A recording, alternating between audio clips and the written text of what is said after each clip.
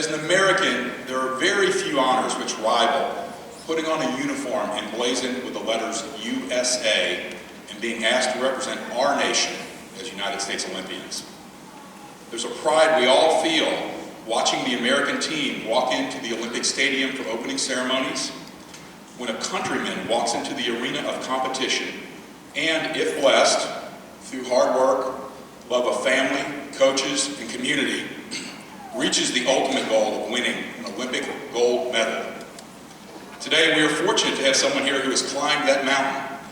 Davis Tarwater, after a long and storied career of national championships, world championships, but after narrowly missing the Olympics in 2000, 2004, and 2008, was selected as a member of the 2012 United States Olympic team. As a member of the United States men's 800 free relay, he and his teammates, including stars such as Michael Phelps and Ryan Lochte, beat the second place team from France by over 3 seconds, winning Davis the rarest of precious medals, Olympic gold. Here's just a small glimpse into the story of Davis Tarwater.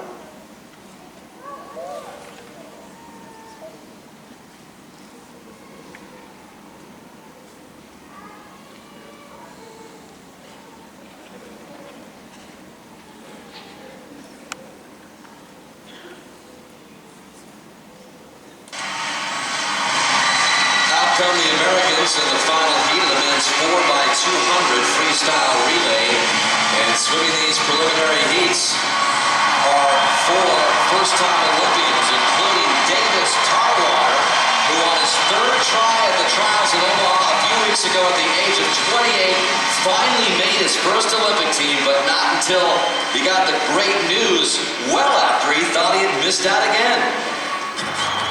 There's never any easy way to miss your dream by 1 spot, or by hundredths of a second. The race is for second. Can Davis Tarwater finally hang on? It's Tyler Clary. He gets the 2nd spot behind Phelps. I walked out of the pool with my head high, and I was reflecting on a great career. My wife called and said, my daughter read a tweet that Michael was pulling out into the freestyle. Does that mean, Davis is in? When I was unpacking my bag from trials, and, I was informed of the fact that Michael had scratched, I called Coach Marsh. Told Davis, sit tight, don't make any judgments yet. I'm going to find out from the horse's mouth. And then, 20 minutes later called. Said, you are an Olympian. Davis Tarwater is an Olympian. This is right up there with the best calls ever.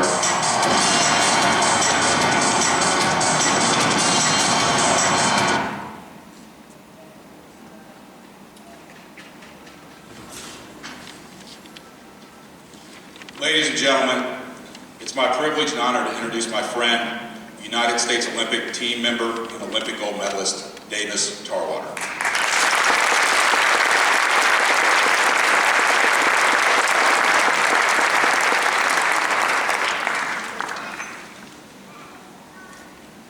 Thank you, Don. Thank you, Judge Phillips, Mayor Burchett. And to all of you here, it's such a great honor for me to be here. This is something that I've been looking forward to for a very long time, and as you saw from the screen, I had the honor and the privilege of representing the United States of America at the 2012 London Olympics, and for me that represented the fulfillment of my dreams and the end result of a lot of sacrifice. But the Olympics as an institution represented something that's very relevant to what we're all doing here today. The Olympics was something that brought nations together, regardless of whether those nations may have been at war or whether they may have had religious or political, governmental differences from different socioeconomic backgrounds and any other difference of opinion. The Olympics brought everyone together to live, to eat, to sleep, and to compete against one another on a world stage with the only goal as to being the best that they can possibly be. We're here today with a similar bond, and that is that we will all be Americans after today. Citizenship brings us together, unites us together under the call of freedom. We're united under a set of values that are great. And that's not to say we are morally superior to other nations in the world, but when you go into the world as an American, you command a sense of respect, and that is an honor that people see, and that is what I experienced when I was in London. And when they hung that medal around my neck, this medal, I thought about how I got there. I thought about my family that loved me. I thought about a community that supported me. I thought about a church that I attended, a place I was educated, and the people that stood by me. And I think it's easy to forget that the strength of America lies not necessarily with our buying power, but with our loving power and our supporting power. And the essence of the fabric of America is made up of families and communities. And when I stood as an Olympic gold medalist, I represented not only my community, not only the people that had invested in me, but millions of communities in the United States of America who invested in their athletes, in their loved ones, their business people. And it was such an honor to be able to do that. And when the flag lowered in the Olympic Stadium, not only did I notice the diversity of Team USA as being from all different backgrounds, all different walks of life, all different ethnicities, religions, ages, genders. But when they played the national anthem, and it referenced the rocket's red glare and the bombs bursting in air, giving proof, giving evidence in the night that a tattered American flag stood above a war-torn battle site, and men stood to defend an idea.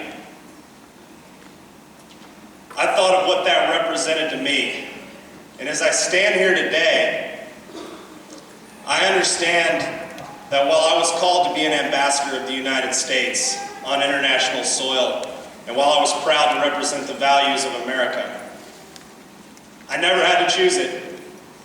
I never had to suffer persecution. I never came to America seeking a better way.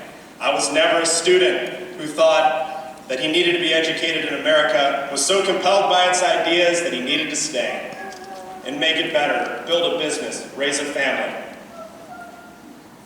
I was never that guy. And so the flag to me will represent a great moment and great pride, but for you it may represent something completely different.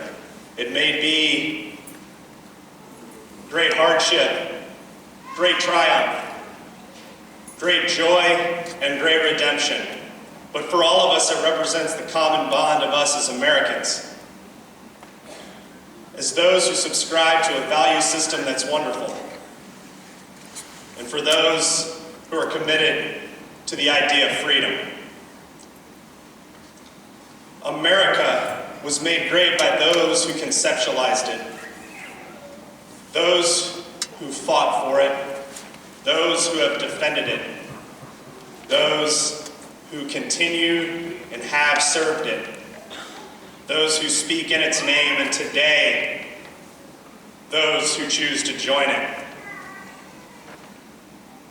The fabric of America is made great generation after generation after generation by those who choose to join the cause and make their lives better, who see America as a beacon in the night and choose to come, follow, choose to be a part, choose to build, choose to love, choose to make their communities better. And it's an honor for me to support and be a part of this. Because by becoming an American today, you not only enrich the community that you're in, but you alter the course of history for future generations. Because now, your children and your grandchildren, and so on and so forth, will be part of the fabric of America as Americans. And that is truly a gift. And so we move forward with a responsibility for those who need us now and those who will follow. And so it is with my greatest, most humble heart that I, in small way, welcome you to being a fellow American citizen. God bless you, and God bless America.